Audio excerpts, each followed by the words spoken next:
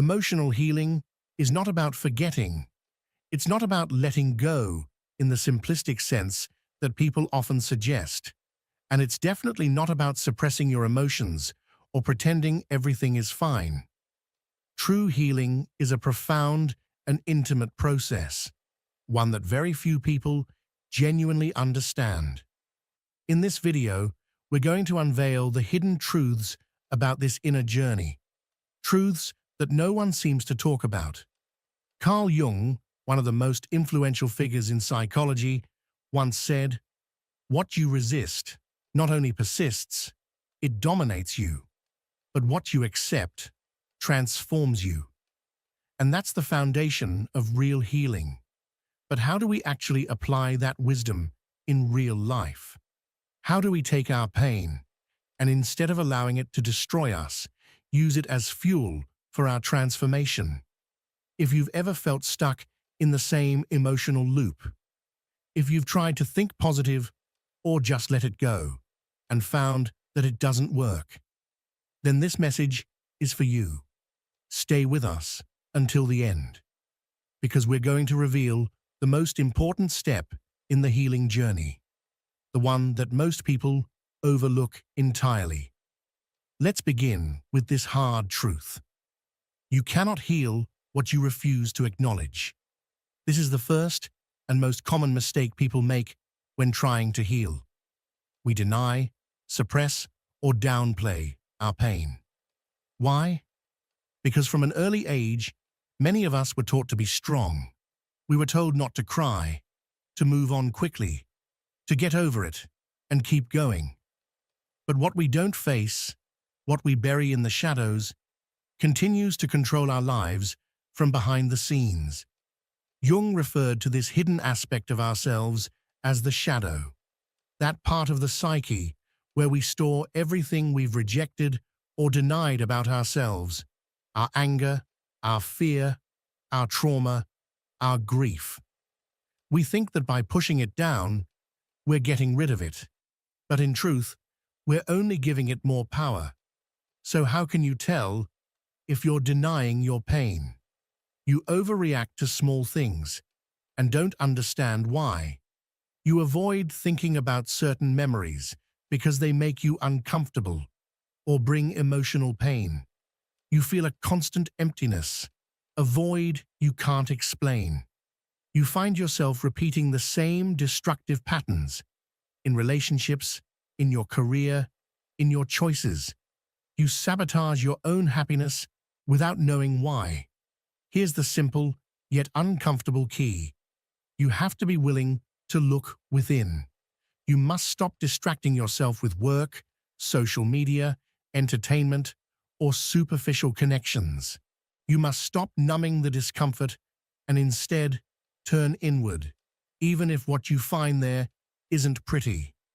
Carl Jung said, "Until you make the unconscious conscious, it will direct your life, and you will call it fate."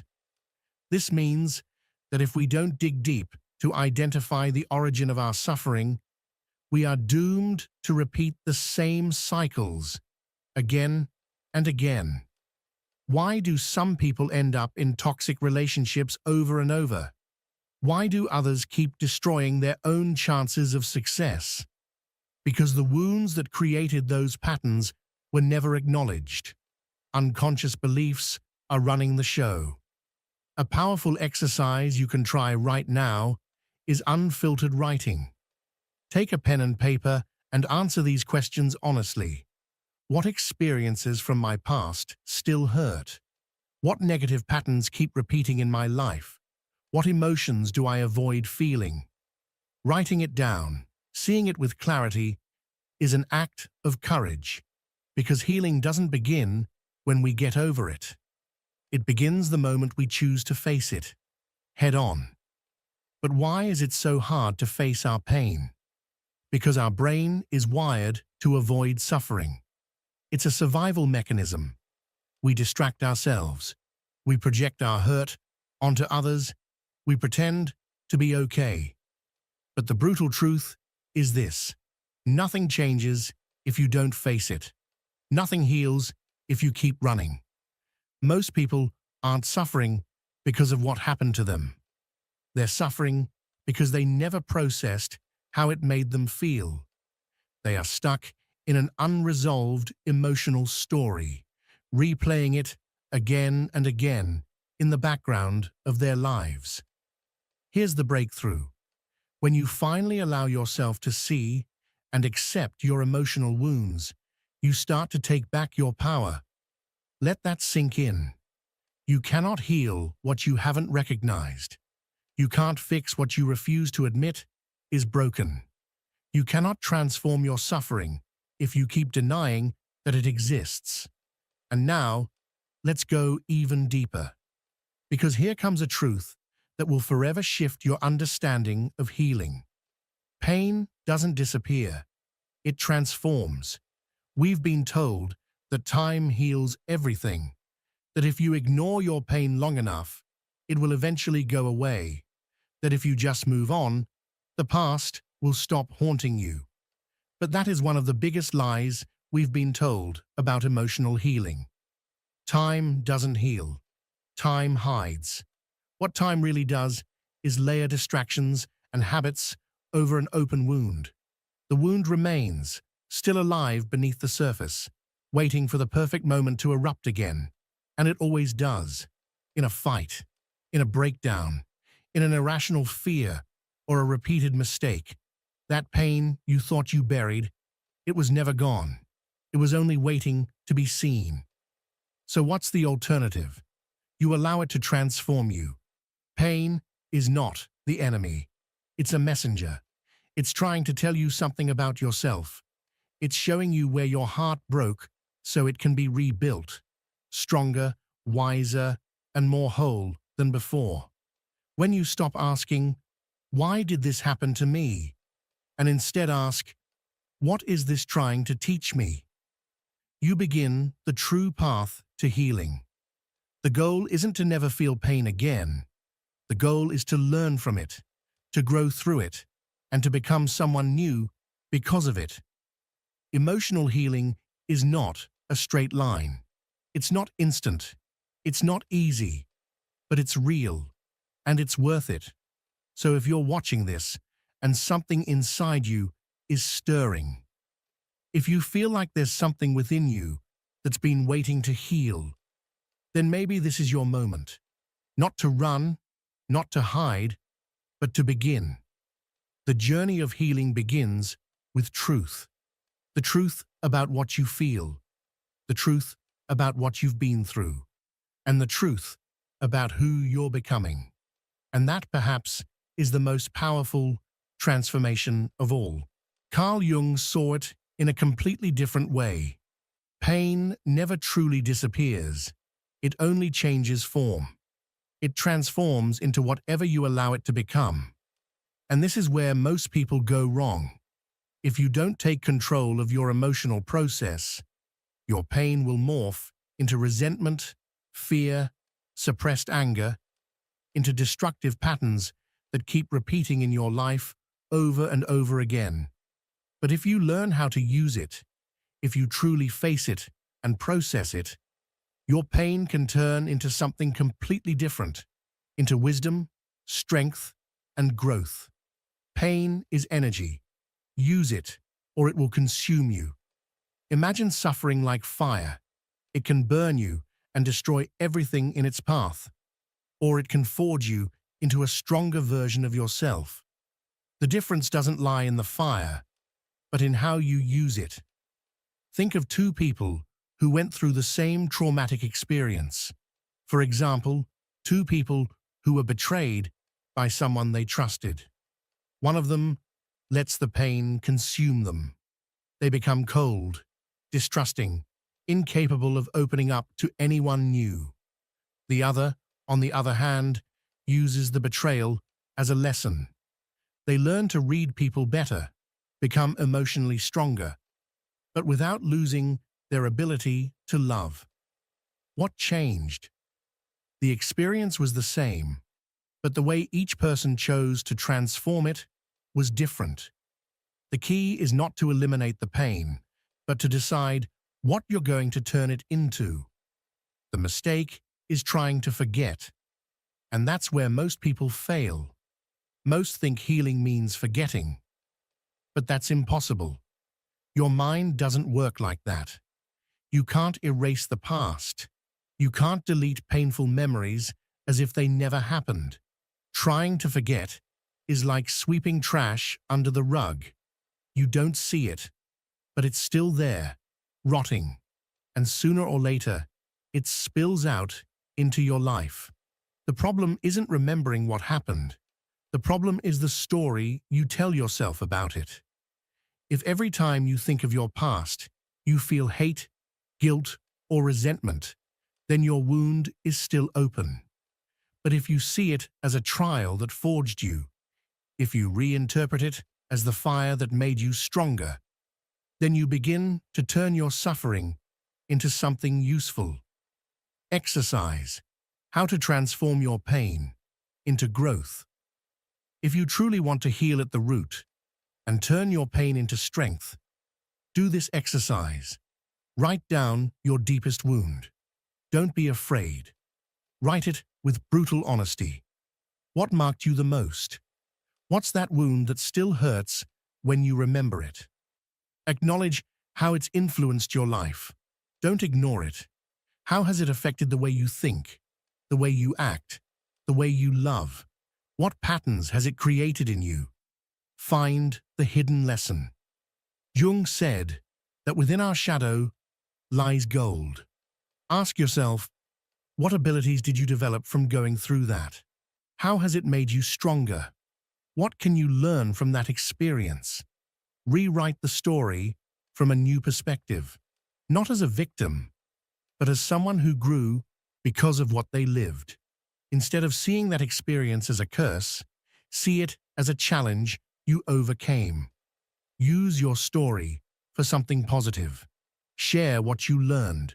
Help others. Apply the wisdom you gained to improve your life. The power of accepting pain as part of the process. This is where many people get stuck. They think healing means never feeling pain again. And when they realize that it still hurts, they believe they've failed. But healing doesn't mean the pain goes away completely. It means it no longer controls you.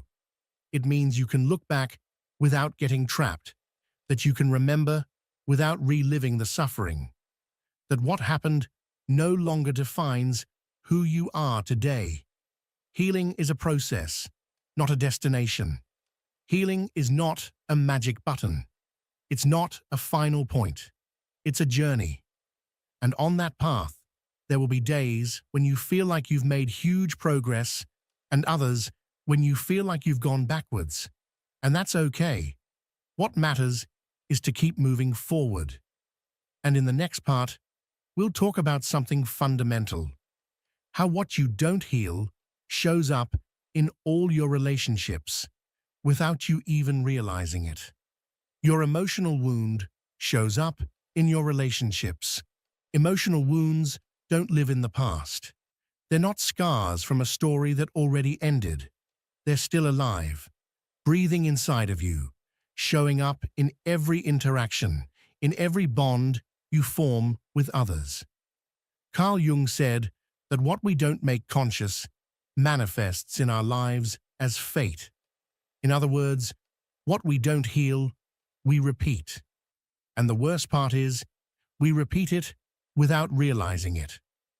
Look at your relationships. Look at how you love, at how you connect with others, at how you respond to affection or rejection. That's where your wounds are. That's where your traumas hide, disguised as your personality. If you don't heal, you'll love from the wound, not from freedom. If you were abandoned at some point in your life, if someone left you when you needed them most, chances are you now live in fear of abandonment. And that fear becomes a lens through which you see all your relationships. Maybe you become dependent, clinging to people out of fear they'll leave. Or maybe you become distant, avoiding attachment at all costs so you won't suffer again. Maybe you need constant proof of love, because deep down, you don't believe someone could stay without a reason to go. None of that is love. It's just fear, disguised as need. It's your wound speaking, without you even knowing it. Childhood wounds turn into adult problems. Jung spoke of the wounded child within all of us. That child is still there, inside of you, asking for what it never received, searching in others for what it was denied. If you were ignored as a child, today you might feel invisible in your relationships. If you were constantly criticized, you may now be extremely sensitive to others' opinions. If the love you received was conditional, today you might feel like you have to earn love to be worthy of it. These wounds don't stay in childhood. They bleed into every relationship, every decision, every expectation you place on others. Why does the same thing always happen to you? Surely you've asked yourself that. I always end up with people who treat me badly. I always get betrayed. I always get disappointed. This isn't a coincidence. You don't attract what you want. You attract what you believe you deserve. If deep down you feel unworthy, you'll unconsciously surround yourself with people who reinforce that belief. Not because you choose them, but because it's the pattern you're familiar with. It's the emotional language you were programmed in. Self-sabotage is what happens when you run from what you say you want. Jung also spoke about the shadow, that part of ourselves we repress and that ends up controlling us. It's key. Sometimes we say we want a healthy relationship, but when someone treats us well, we feel uncomfortable. It seems boring. We pull away without knowing why. Why? Because our shadow is attached to the opposite. Because healthy love doesn't activate our wounds, and without our wounds, we don't know who we are. This is why many people end up sabotaging what they want most. Because healing hurts more than repeating the same pattern. Exercise. Discover how your wound affects your relationships. If you really want to heal from the root, you need to ask yourself uncomfortable questions. First, think about the relationship that hurt you the most. What affected you the most in that relationship? What pattern repeated in it that you had already seen before? Second, analyze how you react in relationships. Do you tend to distance yourself when someone gets too close? Do you need constant validation to feel safe? Are you afraid people will leave, even without a real reason? Third, recognize the wound behind that. Where does that fear come from? At what moment in your life did you learn that love was unsafe, that people leave, that you were not enough? Fourth, reprogram your mind. Change the story you tell yourself about who you are. If you grew up feeling invisible, tell yourself you deserve to be seen. If you grew up feeling abandoned, remind yourself that love doesn't always leave. This process isn't instant, but it's the only way to stop repeating patterns. The key to healing is to take responsibility. As long as you keep blaming others for what happens to you, you'll stay stuck in the same cycle. Yes, maybe you were hurt. Maybe you were wounded in ways no one should ever experience. But healing doesn't happen when you wait for an apology or when someone acknowledges your pain. Healing happens when you take control and choose to change the story. And in the next point, we'll talk about the hardest but most important step. Stop blaming and take control of your life. The real healing begins when you stop blaming and take control. There's an uncomfortable truth few people want to accept. As long as you keep blaming others for your pain, you'll stay trapped in it. Your childhood, your parents, society, the person who broke your heart, the injustice you suffered. All of it shapes your story, but doesn't define your destiny. The problem isn't what they did to you. The problem is what you do with it now. Carl Jung said that until the unconscious becomes conscious, it will direct your life, and you will call it fate. And one of the most common ways the unconscious takes control is through blame. The blame game. When you become a prisoner of your own story, blame is a double-edged sword. It can make you feel justified, but it also keeps you in a victim position. When you blame others, you release yourself from the responsibility to change. It's easier to say, "My parents made me this way," or "People always betray me," or "Life has been unfair to me." It's easier to keep repeating the story than to take control and change it. Because changing means taking responsibility. It means accepting that even though you didn't choose what happened to you, you can choose what to do with it. And that's terrifying, because it means there are no more excuses.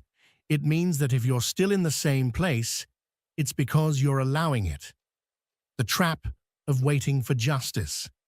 Many people stay stuck in pain because they're waiting for something that will never come. A sorry, a compensation, a closure. They expect someone to acknowledge the damage they caused. They want life to somehow give them back what was taken. But life doesn't work that way. Healing doesn't come when the world apologizes to you. It comes when you stop waiting for justice and take the reins of your story. Ask yourself, how much longer will you wait for an apology? How much longer will you let the past control your present? How much longer will you let the story you were told define the story you can write? Taking control doesn't mean denying the pain. It's not about ignoring what happened to you or minimizing it. Some wounds are deep, and the pain they caused is real. But there's a big difference between recognizing your pain and allowing it to control you. When you keep reliving what they did to you, you keep giving them power over you. When you base your identity on suffering, you become a prisoner of your own story. When you decide that you won't carry that weight anymore, you reclaim your freedom. The ego and resistance to change. The ego is your worst enemy when it comes to healing. Because healing means admitting that some things you believed were true are not. It means recognizing that maybe you weren't only a victim, but also made decisions that hurt you. It means accepting that even though someone hurt you, you're now the one responsible for still carrying that pain. It means stopping the justification of your suffering and starting to build a new story. The ego doesn't want you to heal. The ego wants you to be right. It wants you to stay in the same narrative forever, because leaving it means facing the unknown. The hardest exercise, owning your part in the story. This is the hardest step, but also the most liberating one. You have to ask yourself an uncomfortable question. What has been your role in your own suffering? Not from guilt, but from responsibility. If you always end up in toxic relationships, what pattern are you repeating? If you feel that no one values you, how are you valuing yourself? If you're still stuck in the past, what's keeping you from moving forward? Most people run from this question because they'd rather hold on to the story that they are victims. But true healing happens when you stop seeing the past as a sentence and start seeing it as a lesson. The key, responsibility, is the door to freedom. You can't change what happened to you. You can't change the people who hurt you. But you can change what you do with it. You can keep suffering, or you can learn. You can keep waiting for things to change, or you can start changing them yourself. You can stay stuck in the past, or you can start building the future you deserve. The day you stop blaming and start taking control will be the day you truly begin to heal. And in the last point, we'll talk about the final transformation. Healing isn't about becoming who you were. It's about becoming someone stronger. Many people believe that healing means going back to the person they were before the pain, before the betrayal, before the abandonment, before the disappointment. But that person no longer exists, and holding on to the idea of recovering them only keeps you trapped in an illusion. Healing is not a process of restoration, but of transformation. It's not about going back. It's about moving forward with everything you've learned. Carl Jung said, "There is no awakening of consciousness without pain. Every wound, every loss, every difficult experience is an opportunity to evolve." The problem is, many want to heal without changing. Resistance to change. When pain becomes your identity. Here's the uncomfortable truth. There are people who don't want to heal because their suffering has become their identity. They are the one who was abused, the one who always suffers in love, the victim of a difficult childhood. And even if they say they want to overcome the past, deep down, they're afraid of who they would be without it. Why? Because pain, as destructive as it is familiar. It's known. And the ego prefers the familiar to the unknown. Healing means letting go of that story. Healing means no longer using pain as justification. Healing means embracing a new identity, and that is terrifying. If you are still the same after healing, then you haven't truly healed. True healing leaves scars, not because the pain remains, but because you become someone who could never have existed without that experience. The people who have truly healed don't say, "I want to go back to who I was." They say, "I'm stronger because of what I lived through." If after everything you've been through, you're still acting the same, thinking the same, and making the same decisions, then you've only suppressed the pain. You haven't healed. Healing hurts, but not because you relive the past. It hurts because it forces you to leave it behind. The hardest part of healing isn't remembering what happened. The hardest part is accepting that the past won't change, and the only way to honor it is to build something better. But there's something inside you that resists, something that says, "If I stop suffering, it's like what happened didn't matter. If I stop feeling bad, it's like I'm forgiving too easily. If I let go of this, then who am I?" This is the dilemma many people face. They cling to suffering because they feel that letting it go means betraying their own story. But they don't realize that not healing is the true betrayal.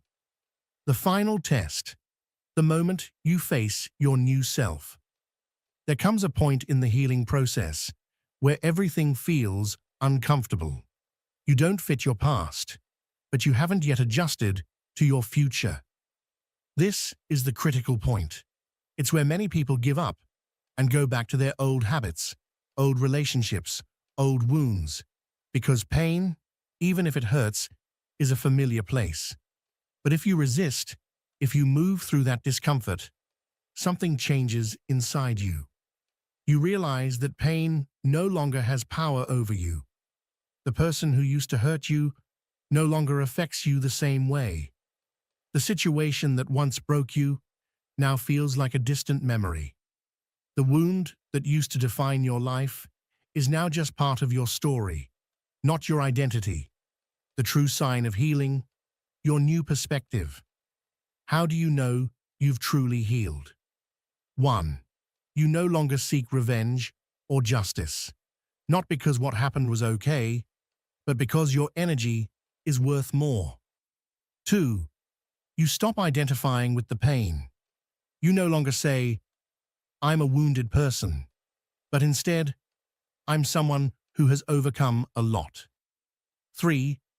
You make different decisions. You don't repeat the same patterns. You don't keep attracting the same situations. 4. You find peace in uncertainty.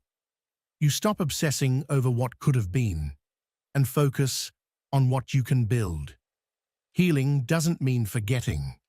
It doesn't mean minimizing what you lived through. Healing means becoming someone so strong that none of that can define you anymore. The final question: what are you going to do with your story? This is where many people fail in the healing process. They don't use their story for something greater. Carl Jung believed that true transformation doesn't come from comfort or ease. It begins the moment you take your deepest pain and choose to turn it into something with meaning. That raw wound, that heartbreak, that darkness you thought would destroy you, can actually become the very material that forges your greatest strength. Some people take their suffering and turn it into breathtaking art. Others use it to heal those walking the same path they once walked alone. And there are those who harness that pain to build a life so fulfilling, so authentic, that it could only have emerged from the ashes of what once broke them. Pain, at its core, is just energy. And like all energy, it demands to be used. You decide whether to use that energy to tear yourself apart, or to create something that never could have existed without it.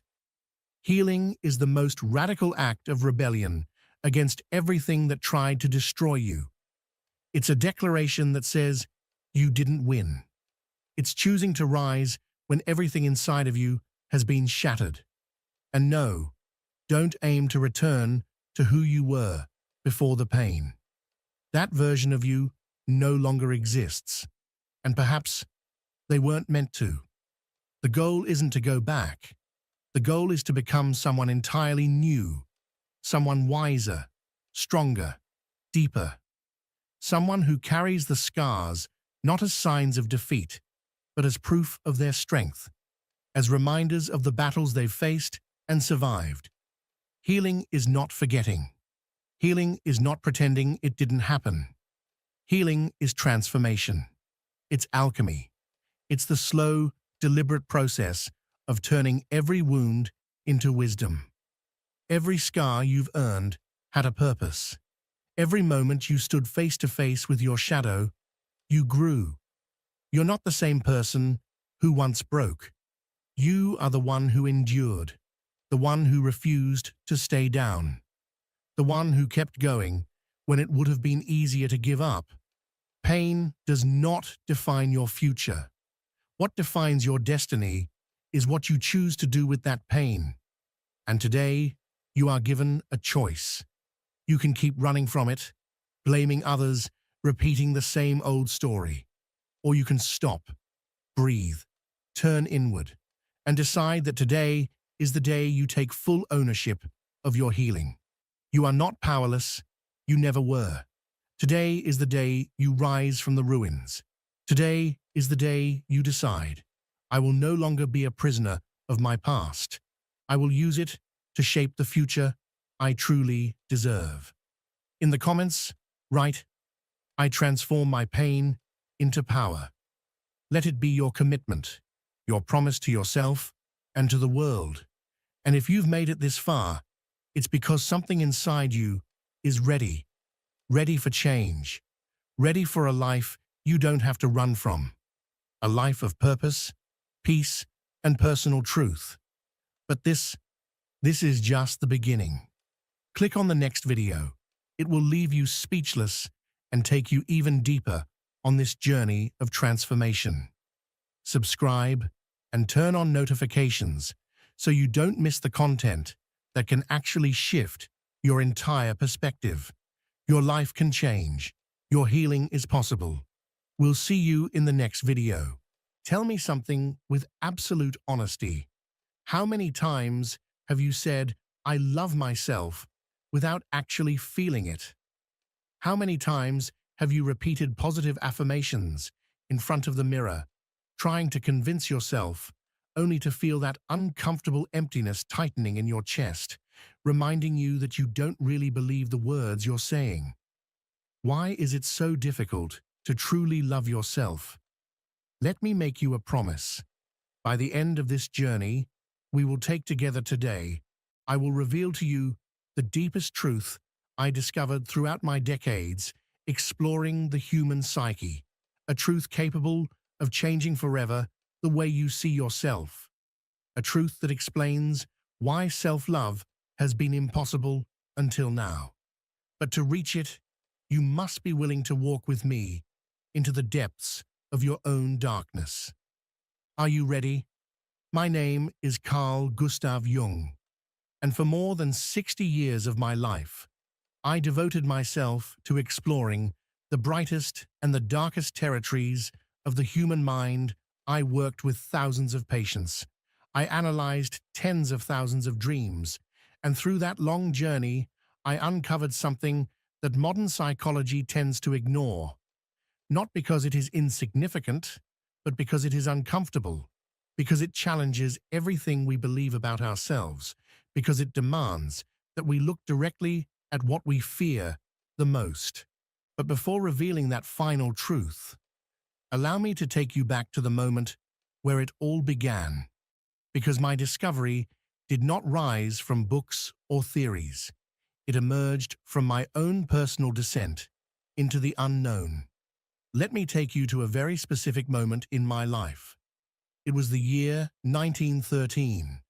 I was 38 years old. On the outside, everything seemed perfect. I was a respected psychiatrist. I had a family. My colleagues admired my work. I had built a solid reputation and a stable life. But inside, something was cracking. Something was shifting in ways I could not ignore. Every night when I closed my eyes, I entered places in my dreams that defied all logic and explanation. I saw ancient symbols. I heard voices that did not sound like mine.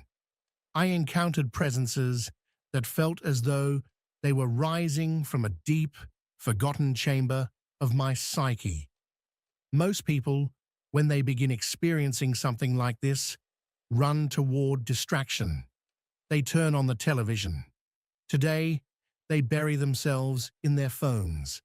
They search for anything that will keep them away from that uncomfortable meeting with their inner world.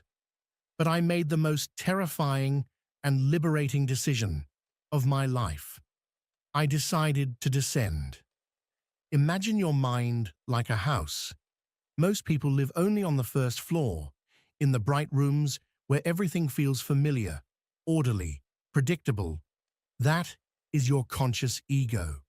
That is where your social personality lives, your masks, your roles, the version of you that I once called the persona. It is the version you carefully present to the world, the polite, functional, acceptable edition of yourself. But below that first floor, there is a basement, and in that basement lives everything you have rejected about yourself. Every impulse you were told was unacceptable. Every emotion you suppressed because someone taught you it was wrong.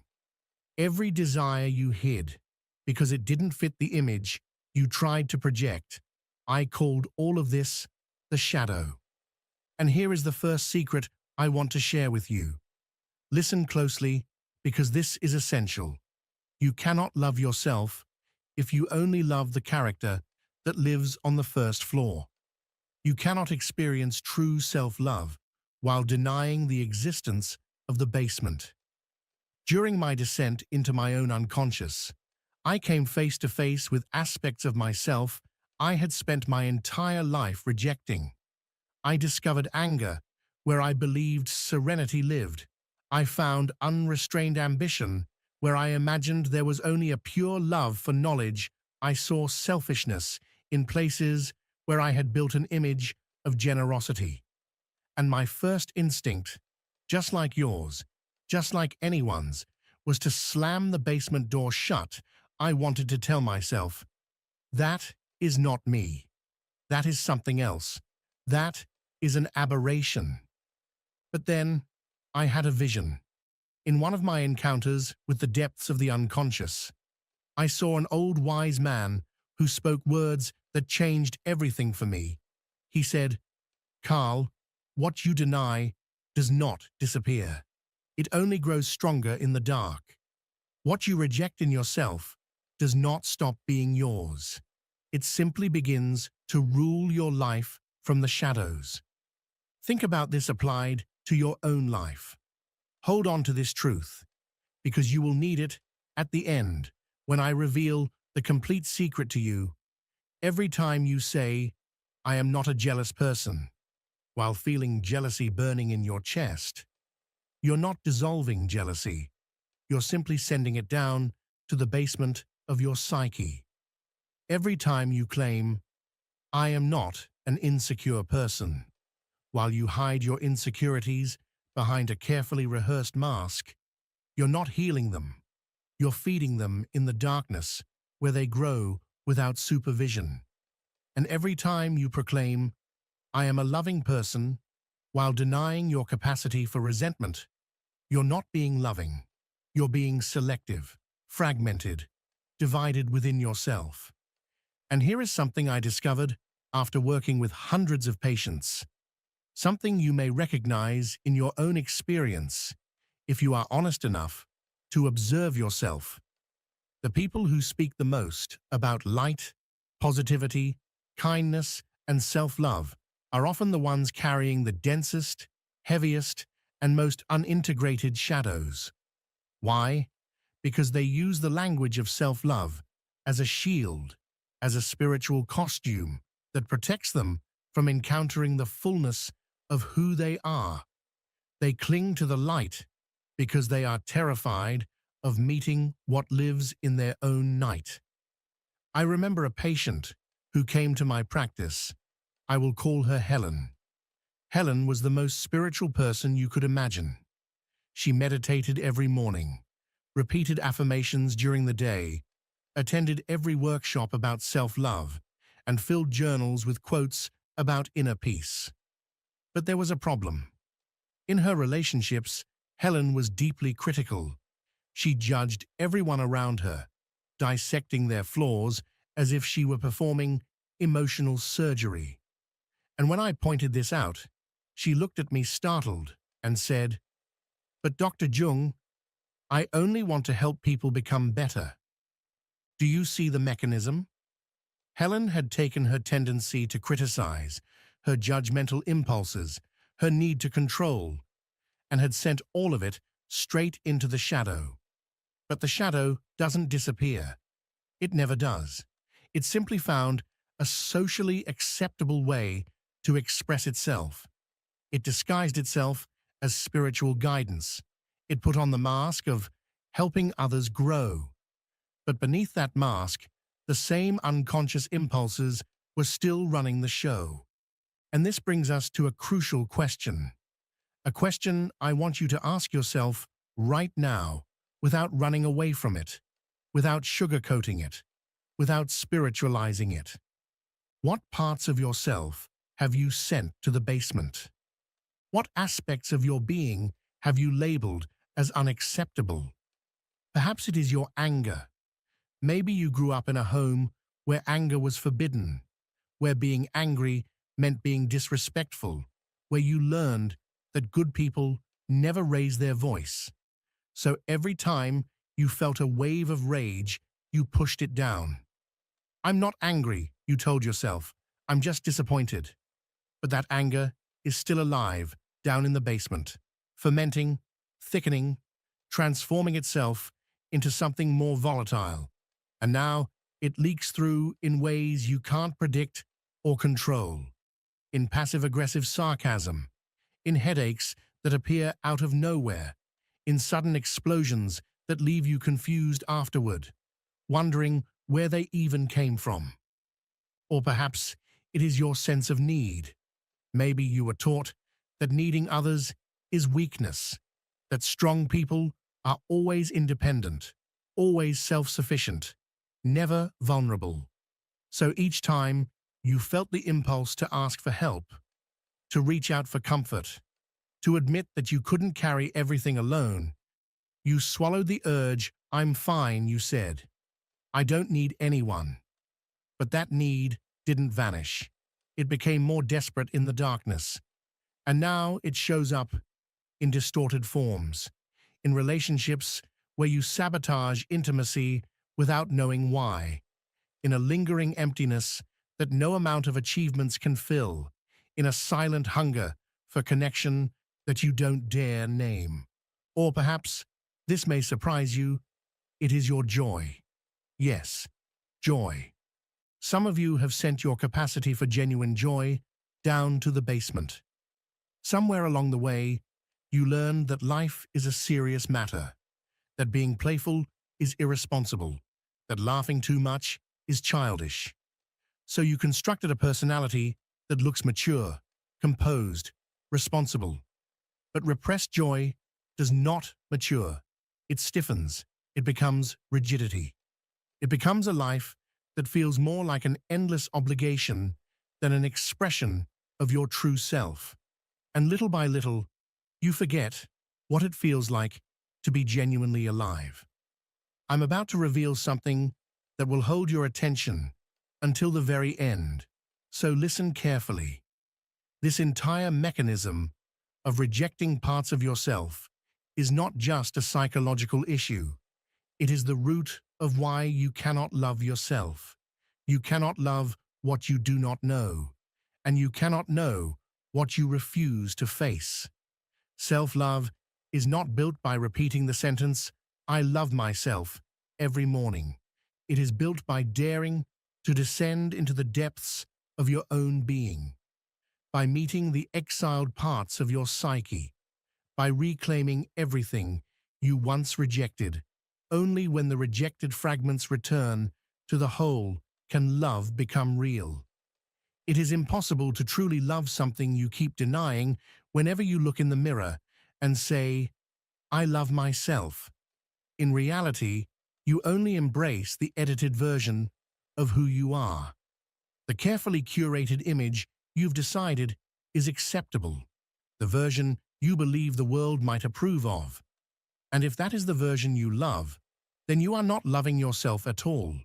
You are loving an idea, a polished illusion, a comforting lie that shields you from confronting the fullness of your own being. Genuine love, the kind of love that liberates and heals, demands wholeness, not selective acceptance. And wholeness can only emerge through a deliberate and courageous encounter with everything you have pushed away. Wholeness appears only through a process Carl Jung called individuation. Individuation is not about becoming special, nor is it a path toward perfection or some mystical state of enlightenment. It is the deeper, quieter, and far more demanding work of becoming who you truly are by integrating everything you have rejected or denied. It is the process of descending into your inner basement, switching on the light, and looking directly at whatever you find there, not with fear, not with judgment, but with recognition. It is saying to the neglected parts of yourself, "You too belong to me." But let me be completely honest with you. This is not a beautiful process. It's not a gentle spiritual exercise. It is not a 10-minute meditation where you imagine embracing your shadow with a smile. It is a genuine confrontation with your own darkness, a meeting with the parts of your psyche that you've kept hidden even from yourself. And yes, that encounter is terrifying. In my own journey, I faced moments where I ventured into the deepest layers of my psyche and discovered aspects of myself that shocked me. I saw my capacity for cruelty. I saw the seeds of manipulation, hiding beneath the belief that I was acting for the good of others. I saw the subtle ways in which my ego had masked my wounds as virtues. And when I saw those things, the temptation to retreat, to climb the stairs quickly, shut the door, and pretend I hadn't witnessed anything, was overwhelming. It felt easier to say, "That isn't really me." That's just the dark part I don't need to look at. That doesn't count. But here is the truth I want you to understand. The truth that leads you toward the revelation I promised. If you reject your shadow will control you. Whatever you keep unconscious will rule your life from the dark, appearing as fate. Look at the repetitive patterns in your life. You find yourself again and again in the same painful situations, choosing the same toxic person with a different face, sabotaging your achievements just as you approach success. You explode with anger toward the people you love most, and afterward, you don't understand why you acted that way. This is not bad luck. This is not the universe working against you. This is your shadow crying out to be acknowledged. Every repeating pattern is a message, an echo from the rejected parts of yourself saying, "See me. I exist. I am you."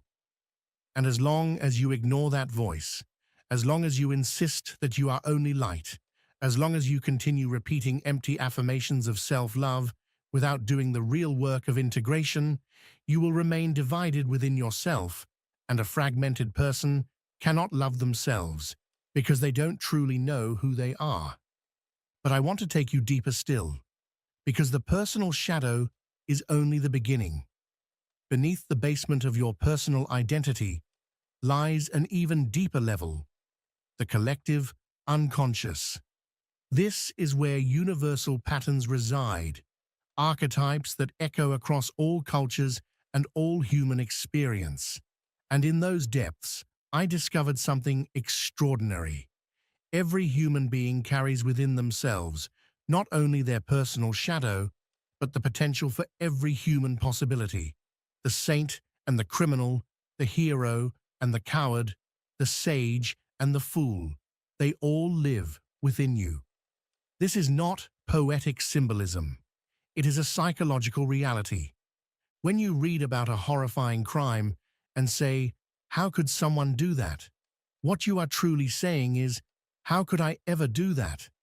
Because in the depths of your psyche, under the right conditions, shaped by the right pressures and history, you also could. I know this is uncomfortable to hear. I know your mind wants to reject it instantly. "No, Carl, never. I am a good person." That rejection itself tells me we've touched something important.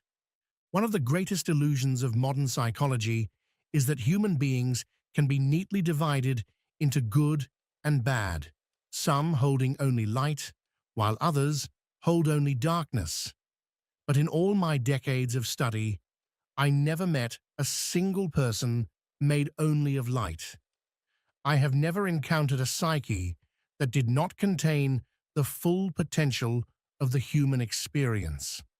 The difference between the saint and the criminal does not lie in the presence or absence of a shadow. Both possess one. The true difference is that the saint has learned to face, recognize, and integrate that shadow consciously, while the criminal remains possessed by it without realizing it. Think about this carefully, because it reveals something essential about human nature.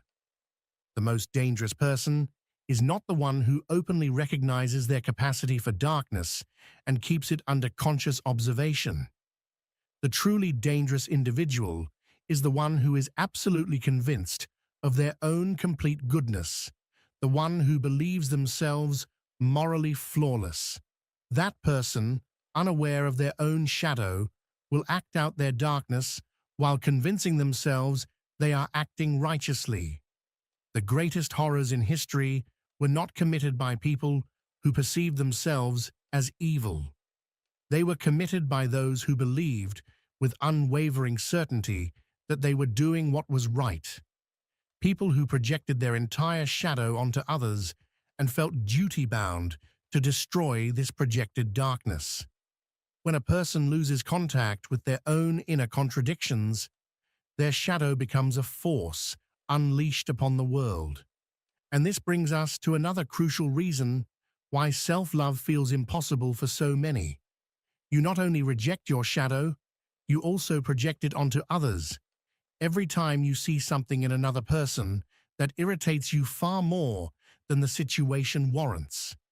Every time you feel an intense emotional reaction towards someone else's behavior, there is a high probability that you are witnessing your own unintegrated shadow reflected back at you. What bothers you most in others is often precisely what you have not yet accepted within yourself. If attention seekers enrage you, ask yourself what parts of your own need for attention you have denied. If selfish people irritate you deeply, ask where your own unacknowledged selfishness hides. And if you despise those you perceive as weak, consider which of your own vulnerabilities you are refusing to see. This is uncomfortable work, but here is the beautiful part. When you begin pulling back your projections, when you start recognizing that what you see in others also lives within you, something extraordinary begins to unfold. You start developing genuine compassion, not the superficial compassion that arises from moral superiority, but a deeper understanding born from the recognition that you too are capable of the same behaviors. I once worked with a man who hated his father for being distant and cold. His entire life, he had sworn he would be different.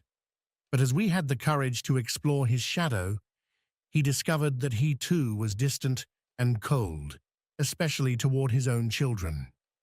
He had spent so much of his life rejecting that part of himself that he could no longer see it. Yet once he finally recognized it, once he could say, "I also carry that coldness within me," something shifted. He was able to consciously work with that part of himself, and paradoxically, by accepting it instead of denying it, he could finally begin to transform it. This is something popular psychology fails to understand. You do not transform what you deny. You transform only what you accept. Acceptance is always the first step toward genuine transformation. Now I want you to remember the promise made at the beginning. I told you that at the end of this journey, I would reveal the deepest truth about why you cannot love yourself. We are reaching that moment. But before we arrive, I need to share one last essential idea. At the center of your psyche, beyond the conscious ego, beyond the personal shadow, and even beyond the collective unconscious, there exists what the self. The self is your total potential, the complete wholeness of who you are. It is what you become when you integrate all the fragmented parts of your being. It is the union of opposites, the harmony of light and darkness together. It is peace and conflict, strength and vulnerability woven into a single essence. The self is not something you create. It is something you discover, something that has always been there, waiting for you to develop the courage to uncover it. And the process of individuation is the journey of aligning yourself with the self, becoming who you truly are by integrating everything you have rejected. And so here we reach the final moment, the revelation you were promised. Why is it that you cannot love yourself? Because you do not truly know yourself. You have been trying to love an edited version of who you are, a polished, socially acceptable character that exists only on the surface. You have tried to love the version of yourself that you show to the world while denying the existence of the basement underneath your personality. And partial love, conditional love, can never satisfy you because deep down, you know it is not real. True self-love, the kind that liberates, transforms, and heals, can only exist when you dare to know your whole being.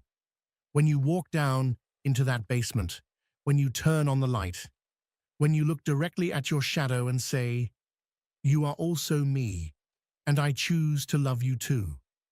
You cannot love yourself until you truly know yourself, and you cannot fully know yourself without passing through your own darkness. This is the most beautiful paradox. Only when you accept that you are also darkness can you begin to shine with authentic light. Only when you embrace your capacity for wrongdoing can you consciously choose what is good.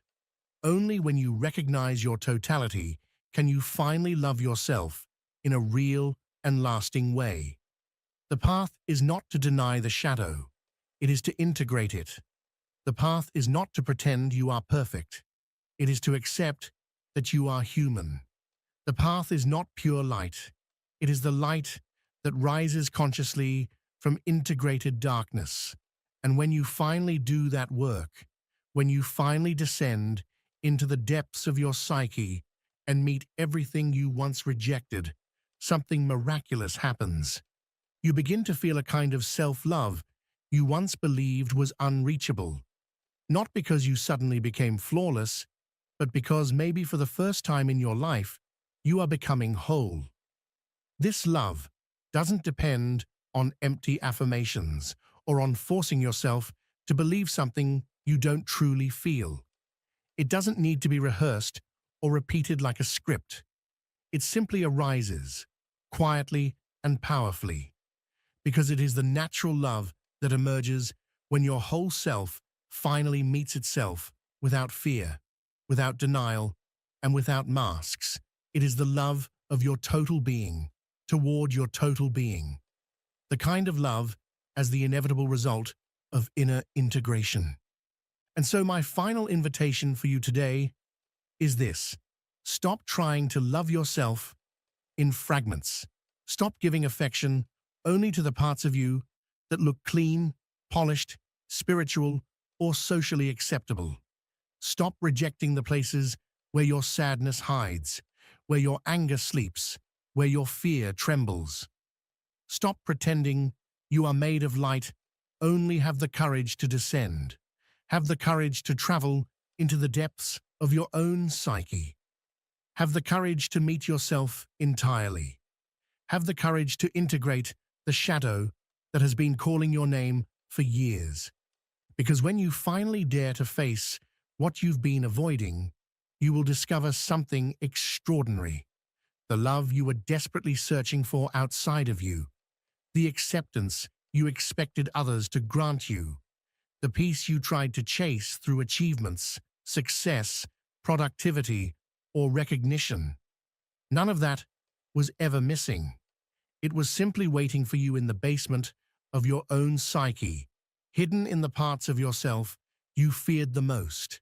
Everything you longed for has been living in the corners you refused to enter.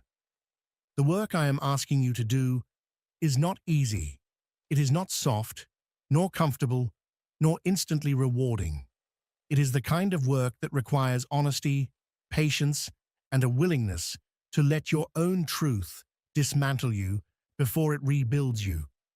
But it is also the only work that truly matters.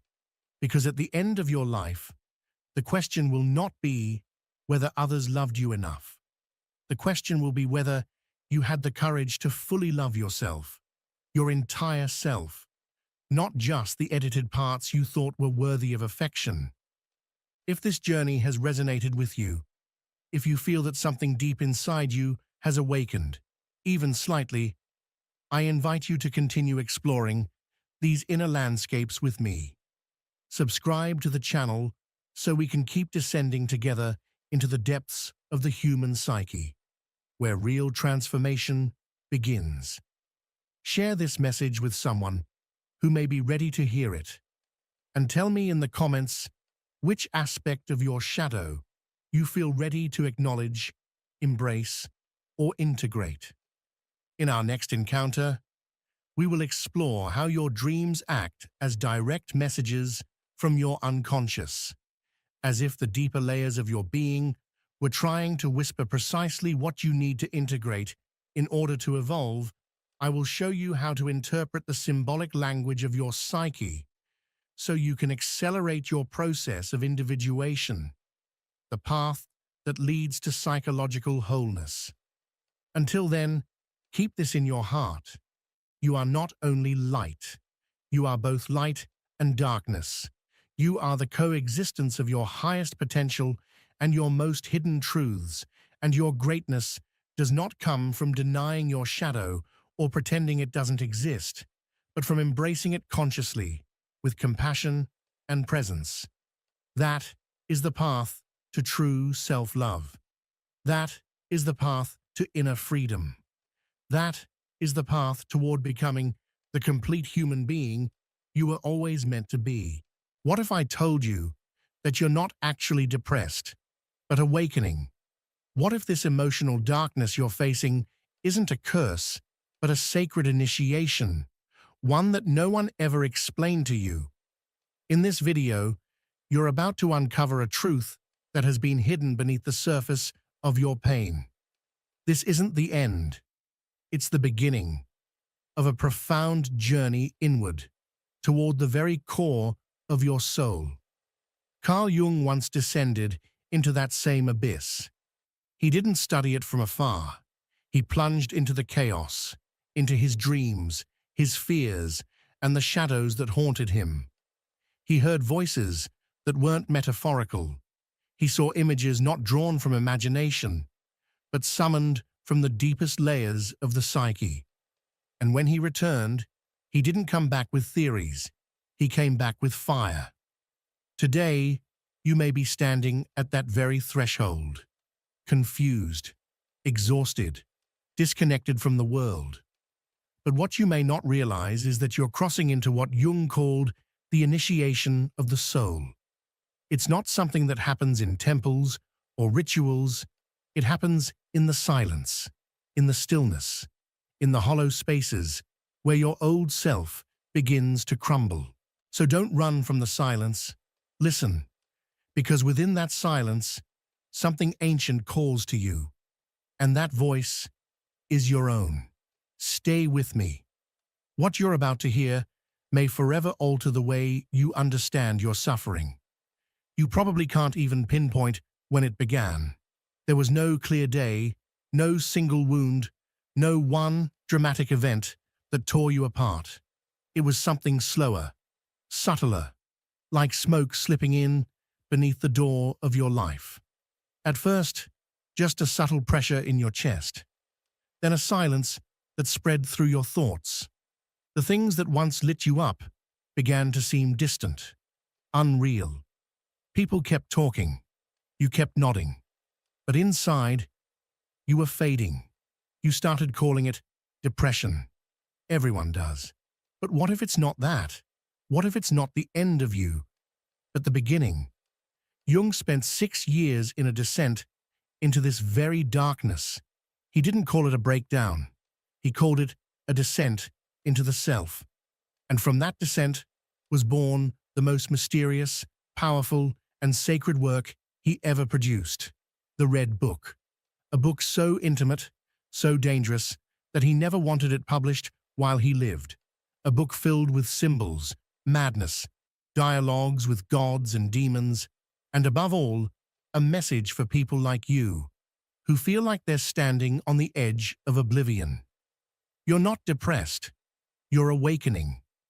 And this isn't about shallow spirituality or quick fixes. This is psychological alchemy. This is an inner exorcism. Because right now, your passions feel dead. You wake up tired. You no longer care about the goals you used to chase. People ask you what's wrong, but you don't know how to answer.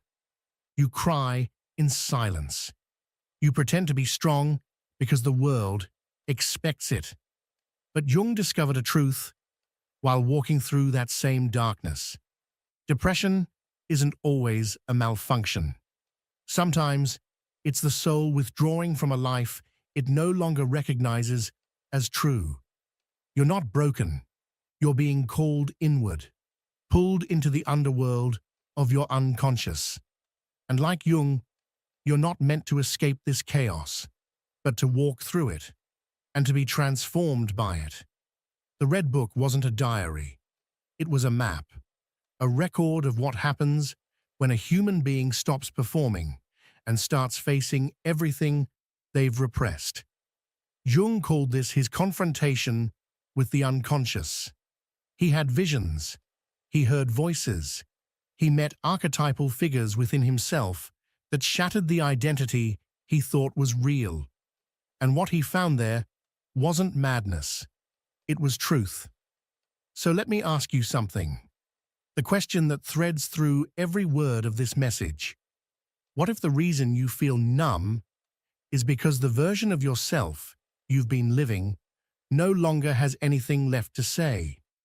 What if your depression isn't caused by a chemical imbalance, but by a spiritual imbalance?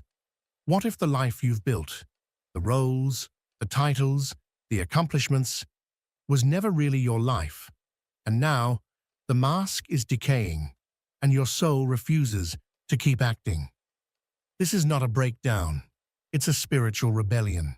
Jung said something that should strike you like thunder. People will do anything, no matter how absurd, to avoid facing their own souls. But not you, because if you found your way to these words, it means you've already begun to sense the truth. Pain isn't random. It's a message. Your depression isn't just speaking about your past. It's revealing the false identity you've clung to.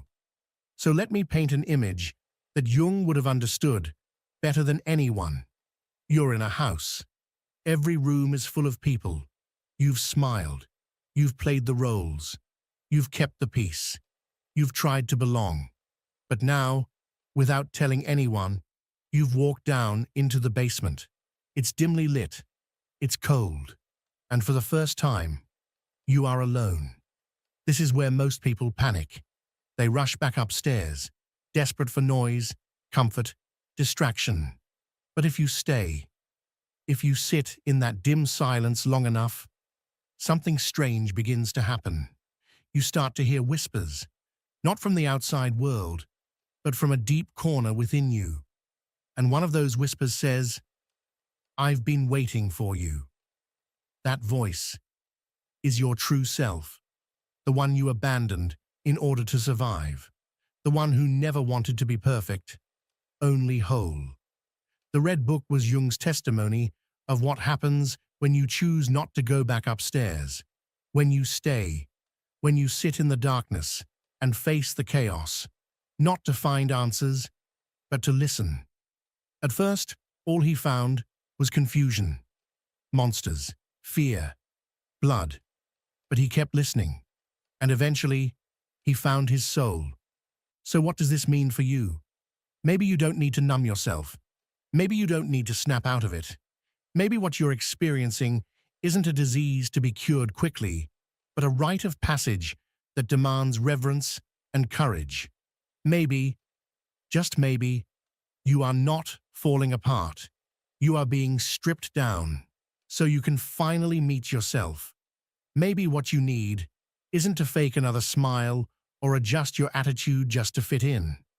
Maybe what you truly need is to surrender, to stop resisting, to allow the outdated version of yourself to slowly dissolve.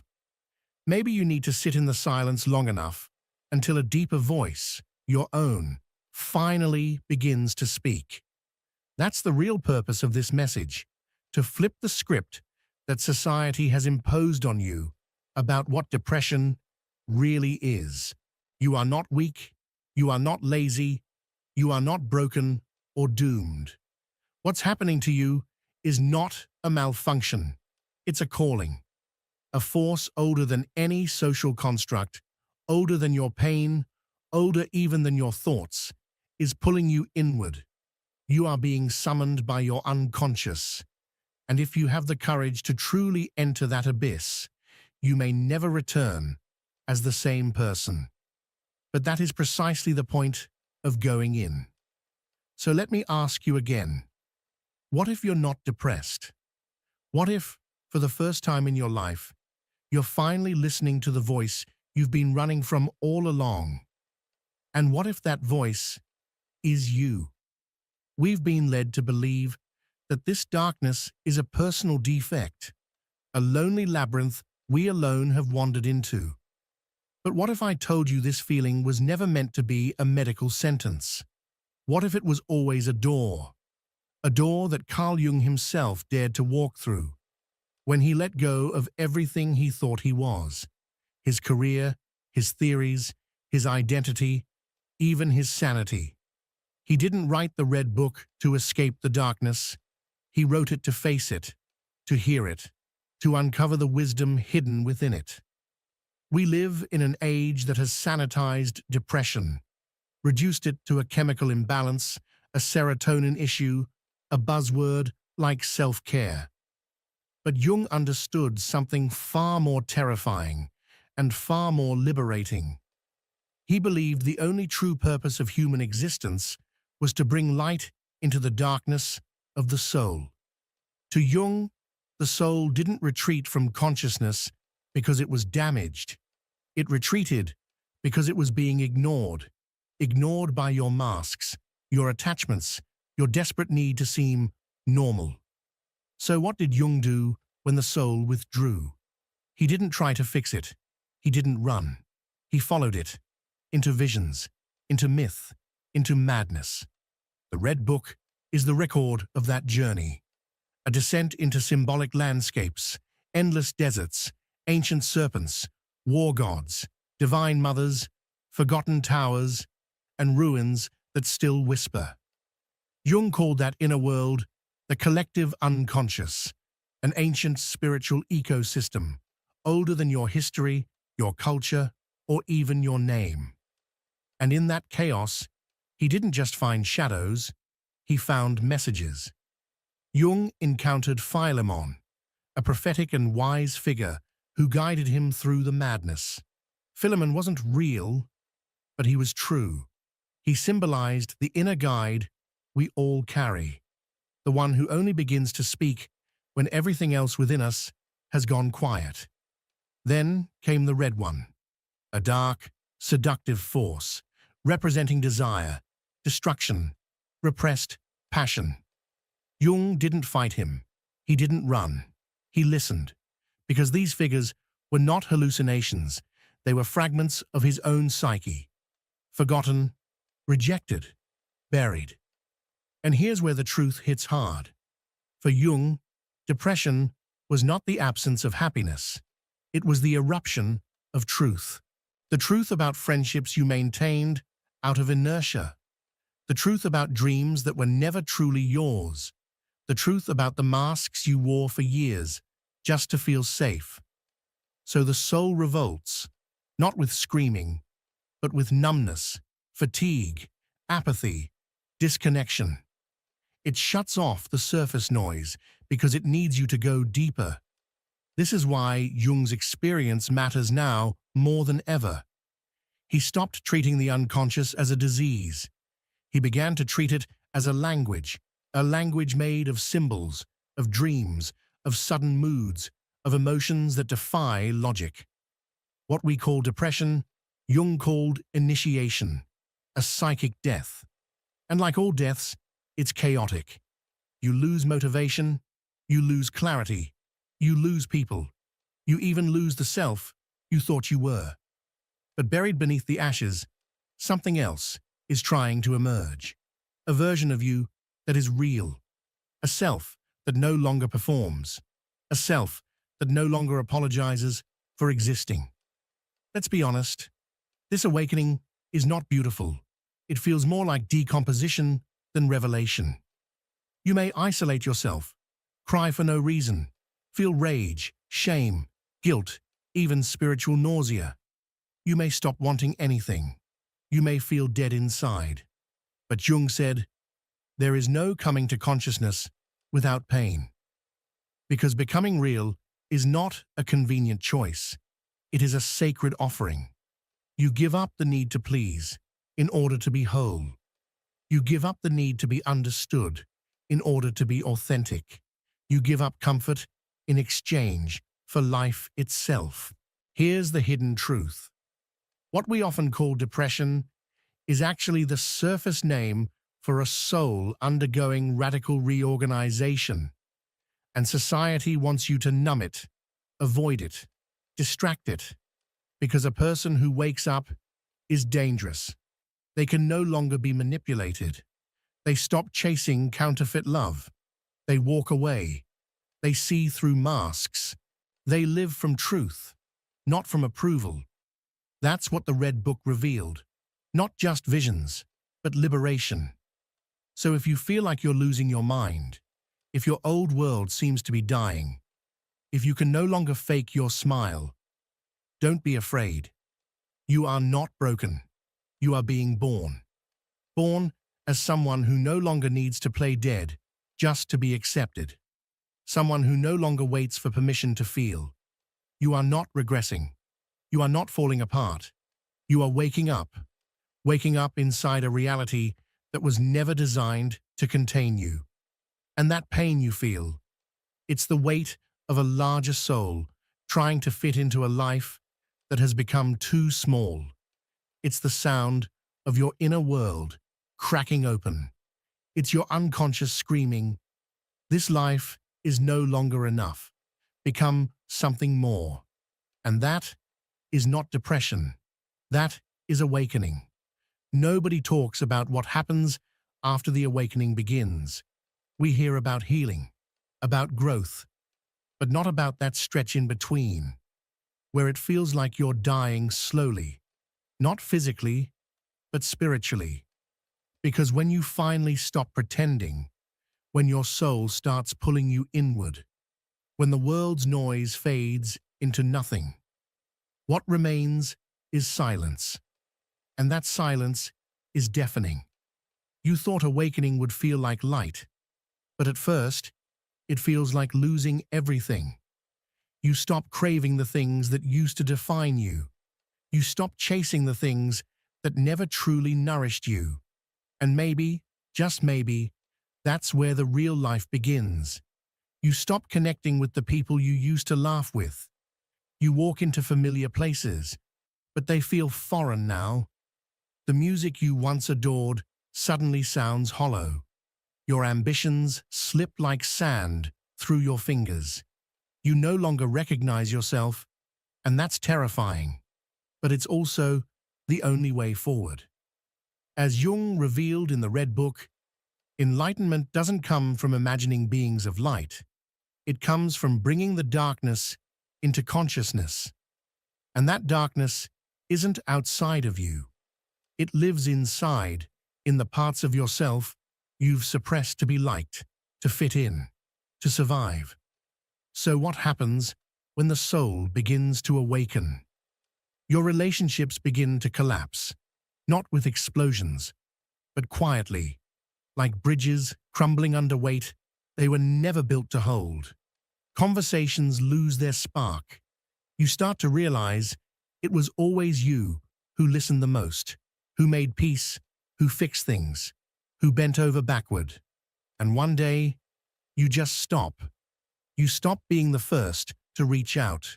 You stop laughing just to avoid tension. You stop watering friendships that have long since withered. And when that happens, people start to say, "You've changed." They say you're cold, distant, different. They're right. You're no longer the same. You finally stopped pretending. And then grief shows up. Grief for yourself. Yes, grief.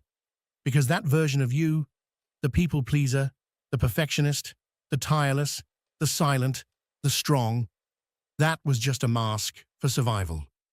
And even though it hurt you, it also protected you. It helped you move through a world that rewards obedience, not authenticity. So when you begin peeling off those masks, one by one, don't be surprised if you feel empty. But that emptiness is not the end. It's a sacred space where something real can finally be born. And then comes the emotional whiplash, a brief moment of peace, followed by anger, then tears, then numbness, then a strange clarity, and then despair again. You begin to think there's something wrong with you. But Jung would say, this is exactly right. Because when the unconscious surfaces, it brings everything with it. Childhood wounds, buried guilt, unspoken rage, hidden desires, cloaked in shame. They don't rise up to destroy you. They rise to be acknowledged. Until now, they've ruled your life from the shadows. But now, they emerge into the light. And yes, it's chaos, but necessary chaos. Suddenly, you no longer chase anyone's approval. It's not that you've grown cold. It's that you finally understand the truth. The things that once filled you, the praise, the numbers, the likes, now echo with emptiness. You pour your heart into something, and no one responds, and it doesn't crush you anymore. You speak your truth, and if people distort it, you let them. You realize that the need for validation was a quiet addiction, one that numbed your soul.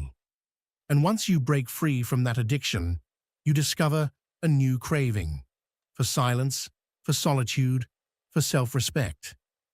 And then something unexpected happens. You become a mirror, not because you talk too much, but because your unmasked presence begins to disturb others. Your calm makes them feel judged. Your clarity unsettles them. Your boundaries make them feel abandoned. Your truth exposes theirs. You didn't do anything wrong. You were just being yourself. But many won't like what the mirror reflects. And sadly, that's not your burden to carry. You're not here to beautify their reflections. Carl Jung reached this very threshold in his Red Book, a place marked by solitude, visions, internal conflict, and an aching hunger for liberation.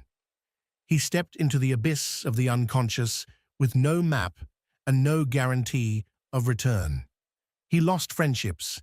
He was called insane. Even his professional peers distanced themselves from him. But he didn't turn back, because he couldn't. When you've looked your soul directly in the eyes, you can no longer pretend you didn't see it. You can no longer unsee its presence, and you certainly cannot go back to living as if it doesn't exist. Let's be honest with each other. This process of awakening doesn't arrive according to a plan. It doesn't check your calendar or notify you ahead of time. It can take weeks, months, years, but it always leads you to one inevitable destination: truth. And truth, it's not gentle. It doesn't show up to comfort you or sing you lullabies. It comes with fire. It burns illusions to the ground. But in the ashes, there's clarity. Pure, unfiltered clarity. You start feeling lighter. Not in the sense of happiness that makes you want to dance or laugh all the time, but in a way that feels anchored, real, centered. You feel stripped of the unnecessary. Maybe not happy in the conventional sense, but true. And that kind of truth brings a joy that doesn't need a smile to validate it. So if you find yourself now, in this moment, lost in darkness, trembling in uncertainty, engulfed by confusion, listen closely. You are not alone. You're not broken. You're not dying. You are transforming. Everything false within you, every performance, every mask, every illusion is crumbling. And it's supposed to. Let it collapse. Because beneath that debris, something sacred is waiting to be born. You've already felt the pain. You've already dwelled in silence. You've lost people, energy, your sense of identity. So now what? You are no longer who you were, but you're not yet who you're becoming. You are in the sacred in-between. And that is where the true self is born. Not from effort or empty affirmations, but from surrender. Let's speak clearly now. To free yourself does not mean to escape. It means to integrate. Because if you run away from your pain, it will simply wear a different disguise and return. If you deny your shadow, it will reappear in other forms. Addiction, toxic love, false success. If you avoid descending into your depths, you will live a half-life, numb and fragmented. Jung didn't become great by avoiding madness. He became great because he entered it willingly, with eyes wide open. And when he emerged, he didn't bring back theories. He brought fire. This is the real path to freedom. Not as a defense mechanism, but as a soul rebirth. Let go of the need to be understood. You've spent your whole life explaining yourself, explaining to parents, to friends, to society. No more. You were not born to be understood. You were born to be whole. And being whole means some people will call you selfish, cold, distant. Let them. Being misunderstood is the price of authenticity. When you stop chasing validation, you set yourself free, and your truth becomes your armor. Accept that you are not who you once thought you were. That identity was shaped in fear, in pain, in the constant pursuit of approval. You thought you were strong because you didn't cry, that you were kind because you never said no, that you were healing because you were always busy. But now you see it. None of that was healing. It was compensation. Letting that version of yourself go hurts like death, because it is. You are burying the part of you that only ever wanted to be loved. Don't hate that part. Don't judge it. Thank it. And then gently release it. Keep walking. And finally, create a new ritual around your silence. In the Red Book, Jung thought. He listened. He wrote. He painted. He walked. He meditated. He transformed his silence into a sacred temple, not a prison. Let your silence do the same. Let it speak to you. Let it show you the things your busy mind never dared to look at. Silence is not empty. It is full of truths that have always been there, but the world was never quiet enough for you to hear them.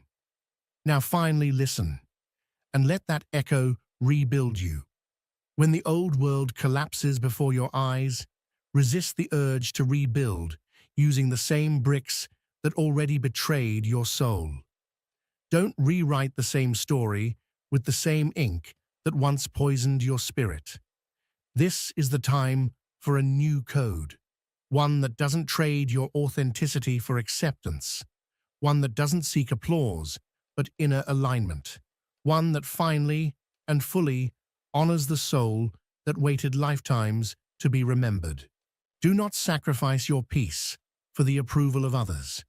Let this be your new code of living, a silent but powerful inner law where you no longer chase after things that leave you feeling empty, where your peace becomes sacred ground, untouchable, unwavering. You begin to walk away from what once drained you, and you do so without guilt. You speak your truth plainly, without the need to soften it for anyone's comfort. You stop defending your worth because it stands self-evident. You love, yes, but you no longer beg to be loved.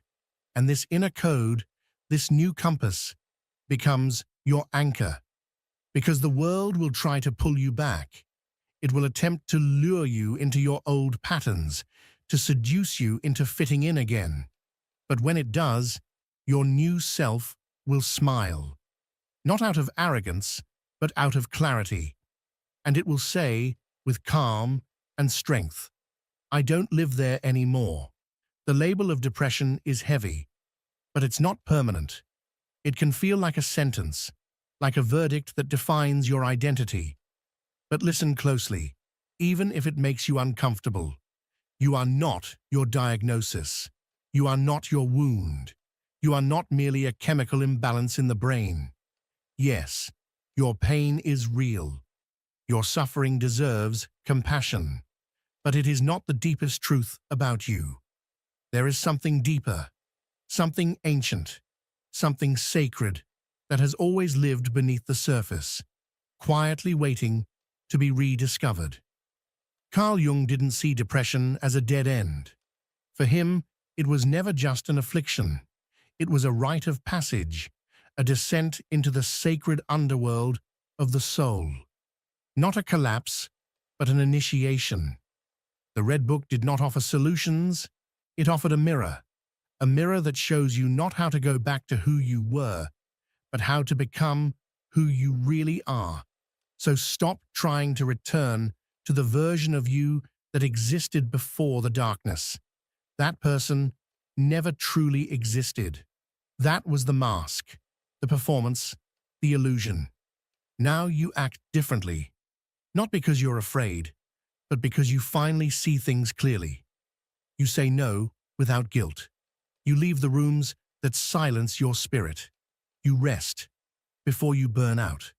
You stay silent when the world refuses to listen. You stop performing for love. You let your silence speak for you.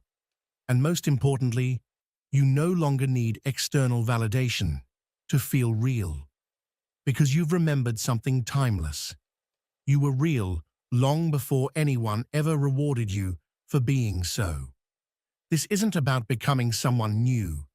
It's about shedding everything you never were. That's what Jung did. And when he returned from his own descent, he didn't just come back with theories. He changed the course of psychology. He transformed how we understand the soul. Because he dared to face what most people run from, his own abyss. And you have that same power, but it won't come through fighting. It will come when you finally surrender, when you sit in your own fire and learn to listen to the silence within it. You were never broken. You were buried. And now you rise, not perfectly, but authentically. You begin to walk differently, no longer for applause, no longer for attention, no longer to be seen or admired. You walk with gravity. You walk with presence, not to impress, but simply to exist. And yes, you will lose people along the way. Let them go. You will question yourself. Keep going anyway. You will feel the ache of solitude.